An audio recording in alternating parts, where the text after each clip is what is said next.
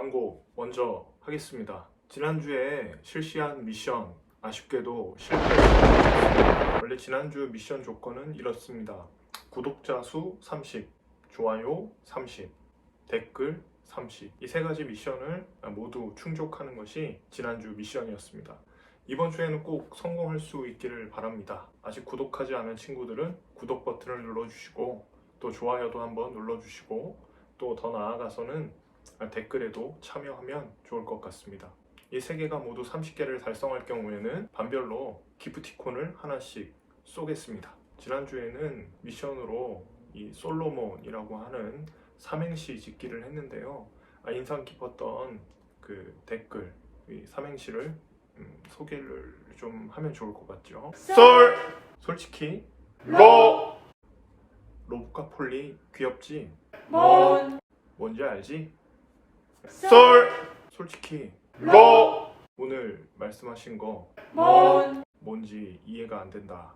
저는 이게 좀 베스트라고 생각하는데 썰, 솔로몬이 로, 로제 파스타를 먹었는데 몬, 뭔 맛이지? 네, 굉장히 재미있는 댓글들 감사합니다. 이렇게 계속해서 우리가 말씀을 나누고 또 댓글로 참여하고 서로 안부도 묻고 나눌 수 있는 시간들이 계속되기를 간절히 소망합니다. 그럼 오늘 말씀으로 한번 들어가 보시죠. 오늘은 잠언 6장 6절부터 8절까지의 말씀을 나누려고 합니다. 6절부터 8절까지 말씀 한번 읽어보겠습니다.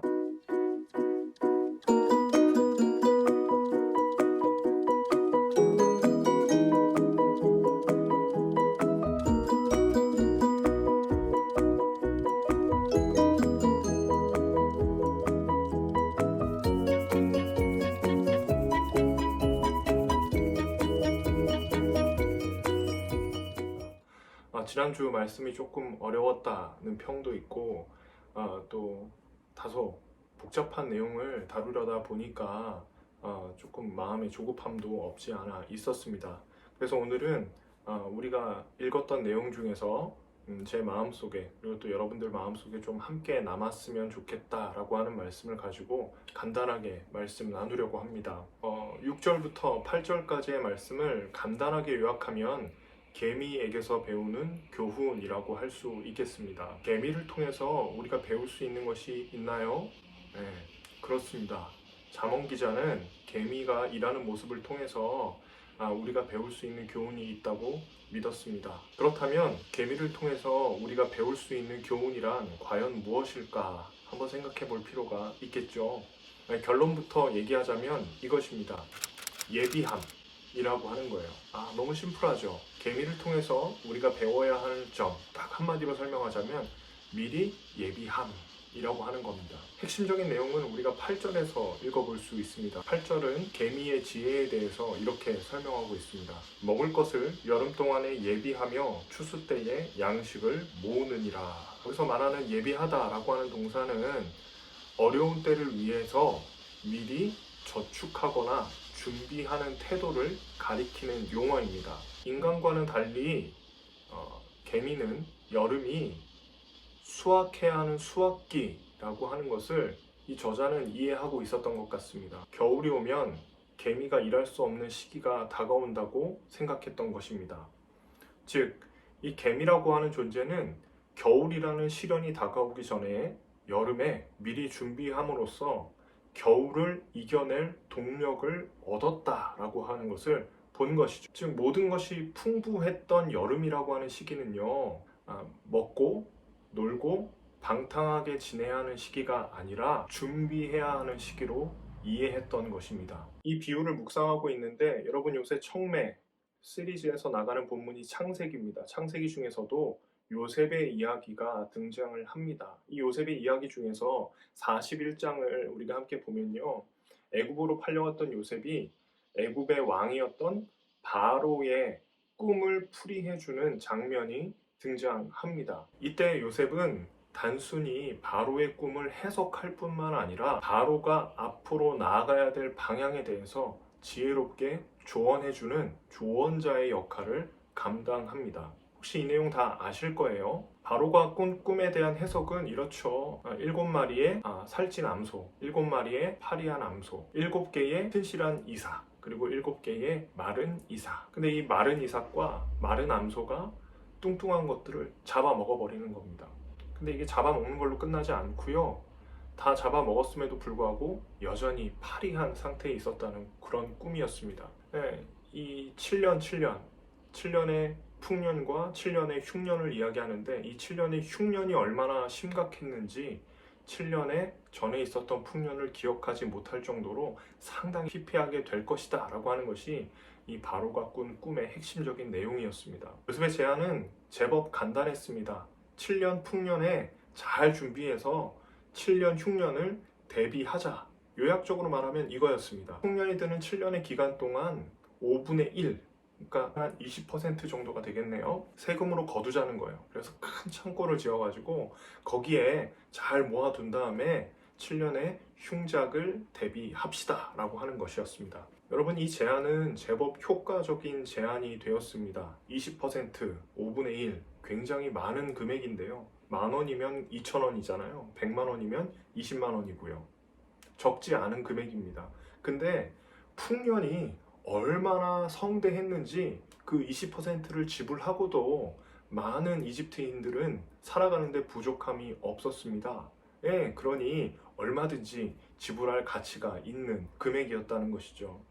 풍년을 이용해서 미리 저장하고 흉년을 대비하는 이 지혜, 어쩌면 이 개미가 가지고 있었던 지혜와 흡사하다고 여겨지지 않을까요? 이 요셉의 지혜로 말미암아 이 큰 나라였던 이집트는 흉년을 대비하고 전무후무한 식량난에서 벗어날 수 있게 됩니다. 한 사람의 지혜가 얼마나 놀라운 일들을 이뤄내는지를 우리는 볼 수 있는 대목이기도 합니다. 오늘 잠언의 말씀이 주고자 하는 메시지도 크게 다르지 않습니다. 핵심적인 내용은 오늘이라고 하는 시간을 잘 준비해서 불확실한 미래를 대비하자라고 하는 것으로 간단하게 설명할 수 있겠습니다. 오늘은 이 말씀을 우리에게 좀 적용시켜 보려고 합니다.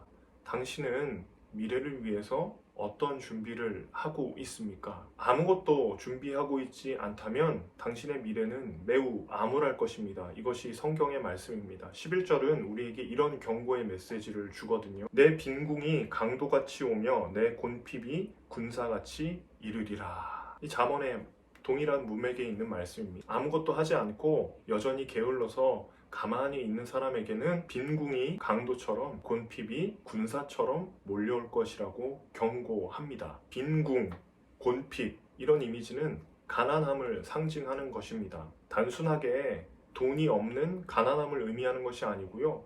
내일 먹을 양식이 없어서 굶어 있는 상태를 의미하는 아주 핍절한 상태를 의미합니다. 요컨대 생존에 필요한 음식이 없는 그런 아주 암울한 상태를 의미하고 있는 것입니다. 대비하지 않고 계속 머물러서 게으르게 앉아있는 사람들을 향해서 성경은 이렇게 이릅니다. 강도처럼 올 것이고 군사처럼 올 거라고 이야기합니다. 여러분, 강도처럼 온다는 것은 은밀하게 온다는 거예요. 은밀하게 오고요. 우리가 모르는 사이에 아주 신속하게 온다는 겁니다. 군사처럼 온다는 건 뭐예요? 저항할 수 없을 정도로 강력하게 온다는 의미입니다. 그러니까 거부할 수 없는 그런 상황으로 치닫게 된다는 것이죠. 그러니까 이미 우리가 눈치채고 준비를 하기 시작한다면 너무 늦어버린 순간이 될 수 있다는 거예요. 그래서 미리 준비하고 방비하자라고 하는 것이 오늘 본문의 핵심일 수 있겠습니다. 그러니 우리에게 주어진 하루를 불평과 불만으로만 보낼 수는 없을 것입니다. 특히 고3 수험생 여러분 얼마나 힘들어요. 많이 어려운 시기를 보내고 있는 줄 압니다. 특별히 수시가 아니라 정시를 준비하면서 수능을 준비하는 여러분들은 또 얼마나 힘겹겠습니까? 더불어서 이 코로나 사태가 겹치는 바람에 우리가 지고 가야 할 어려움들은 몇 배가 되는 것 같습니다. 그런 의미에서 하나님의 은혜가 여러분들과 함께 하시기를 소망합니다. 그런데 힘들어도 지금 상황에 안주하고 불평하는 것만으로는 어떤 해결책도 없을 겁니다. 툭툭 털고 일어나서 다시 한번 도전하고 두드리는 것이 여러분들이 지금 준비해야 될 목적이 될 수 있습니다. 꼭 기억하시면 좋겠어요. 조금은 고되고 힘들더라도 이해합니다. 조금 더 힘내서 한 걸음 떼 봅시다. 조금 더 연장해서 우리의 신앙과 연관돼서 생각해 볼 필요가 있습니다. 신앙도 동일합니다. 한계 상황에 부딪혀서 아무것도 하지 않는 현실에 계속 처해 있다 보면 동일한 어려움들이 영적으로도 우리를 엄몰할 수 있습니다. 그러니 이럴 때일수록 우리는 더욱 깨어서 노력해야 합니다. 돌아오는 한 주도 성경과 씨름하고 기도하며 주님 앞에 우리의 삶을 맡겨 드리는 건 어떨까 생각해 봅니다. 잠언의 말씀을 읽으면서 계속해서 우리를 이렇게 지혜롭게 만들어 가는 것, 그것이 우리의 신앙을 계속해서 연마하는 길이 될 수 있을 겁니다. 말씀을 마무리합니다. 코로나 상황 속에서 우리의 한 걸음 한 걸음이 그렇게 녹록하지 않다는 사실이 피부로 와 닿습니다. 저도 말씀을 준비하는 것이 매주 그렇게 쉽지는 않습니다. 그래도 우리가 할 수 있는 것에 최선을 다해서 한 걸음을 떼보는 것, 그것이 어쩌면 오늘 본문이 우리에게 요구하는 삶의 자세인지도 모르겠습니다. 우리는 이 사실을 기억해야 합니다. 지혜로운 요셉 한 사람이 애굽이라는 큰 나라를 살려냅니다. 어떤 측면에서 위기가 닥친 이 대한민국, 어떤 사람이 살려낼 수 있을까? 지혜로운 신앙인은 아닐까? 그것이 혹은 이 영상을 보고 있는 바로 당신은 아니겠습니까? 그 사실을 마음 한구석에 염두에 두고 오늘 하루를 승리하며 살아가시는 저와 여러분 되시기를 간절히 소망합니다. 기도할까요? 항상 살아계시고 역사하시는 아버지 하나님, 피조물 중에서 가장 작은 피조물 개미를 통해서도 우리는 배울 게 있음을 깨닫습니다. 여름철 내내 고생해서 겨울을 준비하는 개미의 모습을 본받아서 우리도 이 어려운 시기를 지혜로움으로 무장하고 또 근신함으로 무장하고 또 인내로서 연단받을 수 있는 은혜의 사람들이 되게 도와주시옵소서. 그리하여서 우리 가운데 시련과 고난이 다가올 때 하나님 앞에서 또한 우리 신앙을 보일 수 있는 믿음의 지체들이 되게 도와주시옵소서.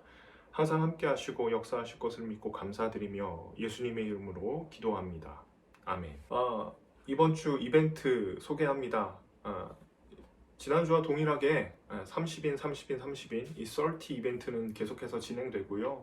한 가지 더 우리가 이벤트 진행합니다. 이건 제 개인적인 거라고 할 수 있겠는데요. 오늘은 우리가 이 잠언 말씀을 통해서 가장 작은 피조물인 이것, 개미죠. 개미를 통해서 우리가 교훈을 얻었잖아요. 그러니까 오늘의 이벤트는 이것입니다. 개미로 이행시를 잘 지어주십시오. 여러분들의 기발한 아이디어를 기대합니다. 그리고 제가 개인적으로 선물 하나 쏘겠습니다. 자, 개미 이행시 기대하는 마음으로 한 주를 또 보내봅시다.